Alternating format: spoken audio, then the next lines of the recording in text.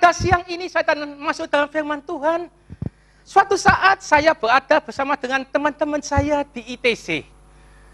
Waktu itu salah satu teman saya itu menyeretuk begini. Pak David, saya mau tanya.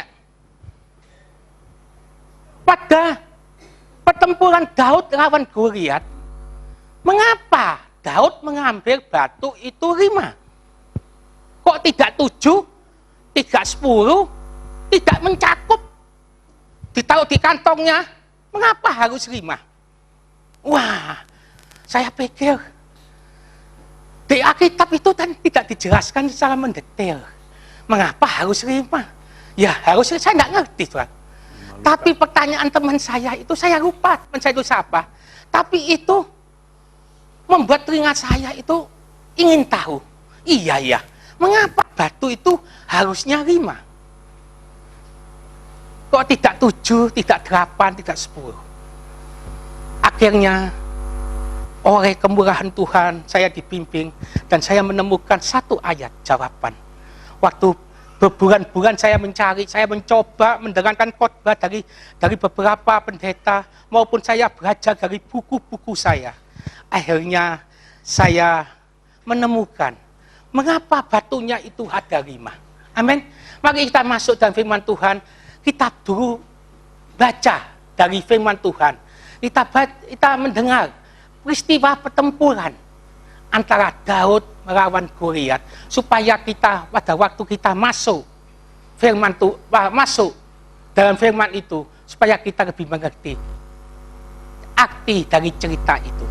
1 Samuel 17 ayat 1 sampai 10. Orang Filistin mengumpulkan tentaranya untuk berperang. Mereka berkumpul di Soko yang di tanah Yehuda dan berkemah antara Soko dan Aseka dan di Efes Damim.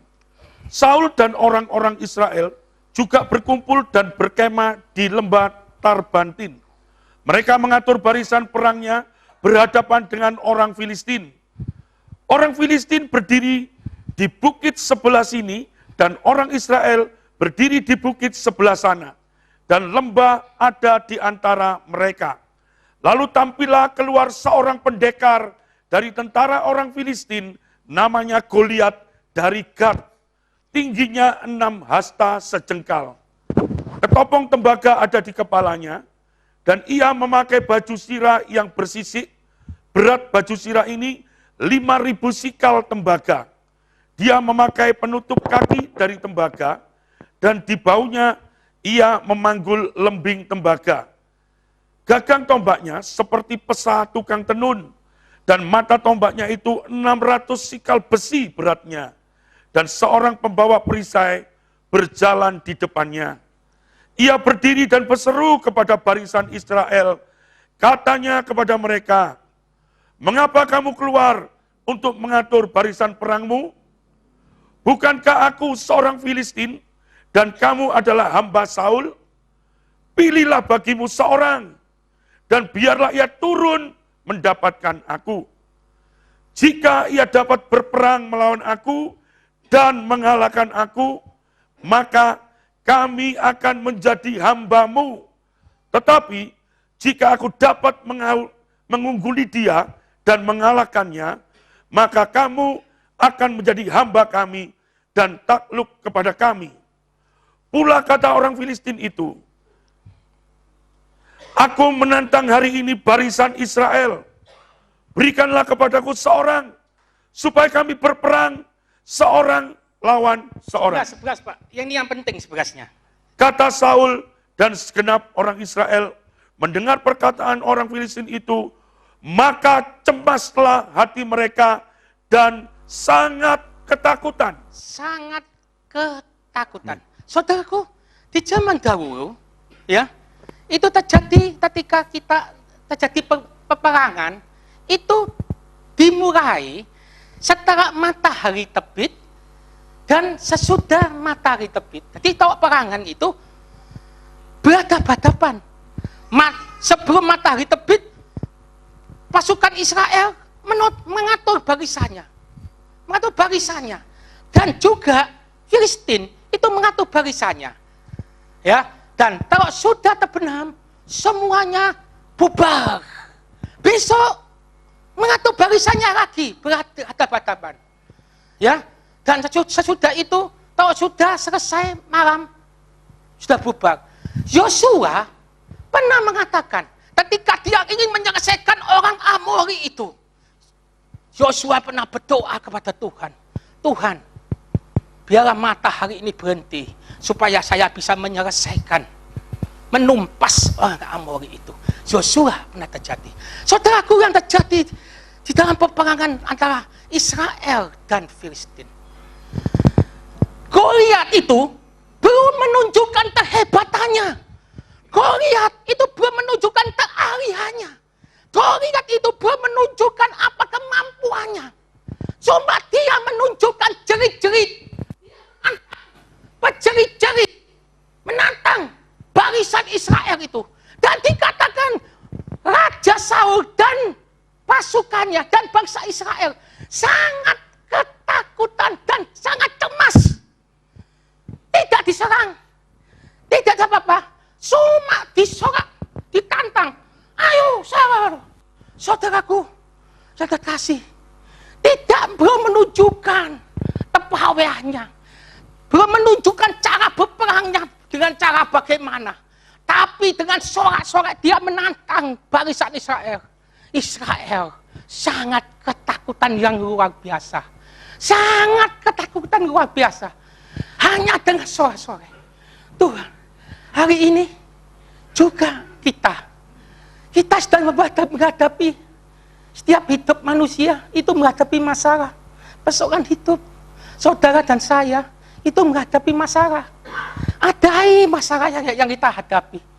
Tempo kita itu tidak ada yang membesar-besarkan masalah, tapi kita seakan-akan diintimidasi. Kita sudah menjadi takut, goyah.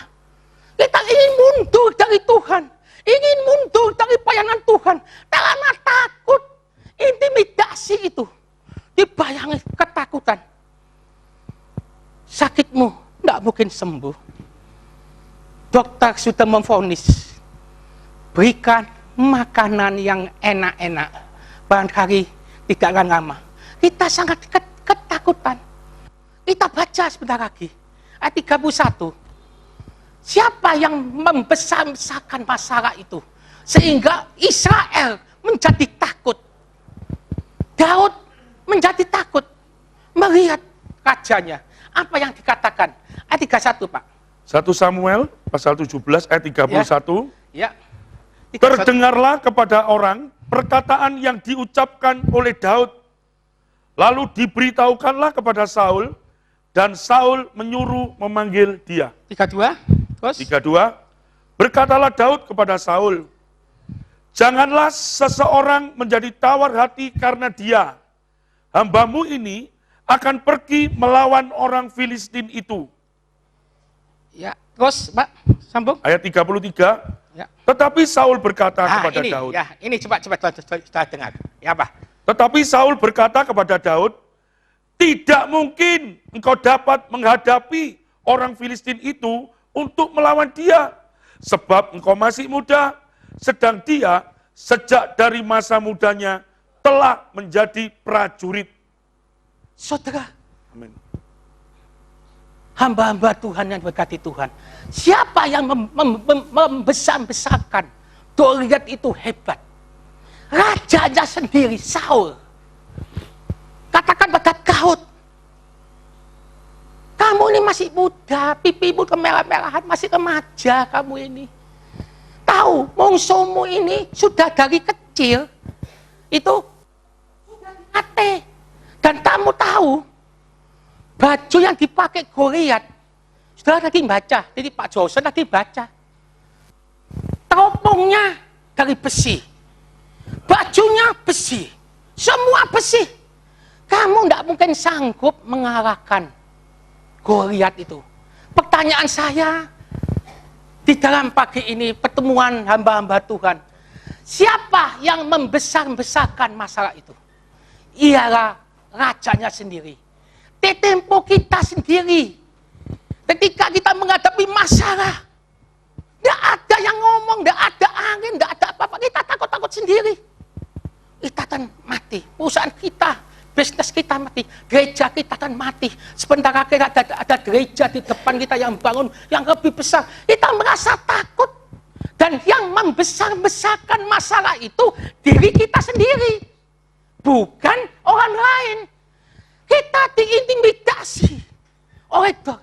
Saudara, Goliat itu belum menunjukkan kehebatannya. Goliat itu belum menunjukkan apa yang dia punyai. Apa yang dia punyai. Belum. Dia hanya bersorak-sorak menantang barisan Israel itu. Menantang barisan Israel. Israel menjadi takut. Saudaraku, yang kasih, hari ini kita tidak boleh takut. Tidak boleh seperti Saul. Tidak boleh seperti Saul. Harus takut menghadapi apapun. Percayalah, apapun yang terjadi di dalam hidup kita, Tuhan pasti akan campur tangan untuk turut menyelesaikan. Percayalah. Pertanyaan kita pada siang ini, kita tidak boleh takut. Ada dua hal kita baca pada saat ini. Mengapa kita tidak boleh takut? Ya, di ayat selanjutnya Daud katakan kepada ayat selanjutnya Pak Josen, sampai ayat 36 Pak Josen. Ayat selanjutnya, apa kata Daud ketika dia diintimidasi oleh rajanya? Dia ditakut-takuti bahwa kamu bukan musuhnya, kamu akan mati. Apa kata Daud selanjutnya? Ayat 34. Tetapi Daud berkata kepada Saul, "Hambamu ini biasa menggembalakan kambing domba ayahnya. Apabila datang singa atau beruang yang menerkam seekor domba dari kawanannya, maka aku mengejarnya, menghajarnya, dan melepaskan domba itu dari mulutnya. Kemudian apabila ia berdiri menyerang aku, maka aku akan menangkap janggutnya, lalu menghajarnya dan membunuhnya." Ayat 36. Terus ya, 36. Baik singa maupun beruang telah dihajar oleh hambamu ini. Dan orang Filistin yang tidak bersunat itu, ia akan sama seperti salah satu daripada binatang itu. Karena ia telah mencemooh barisan daripada Allah yang hidup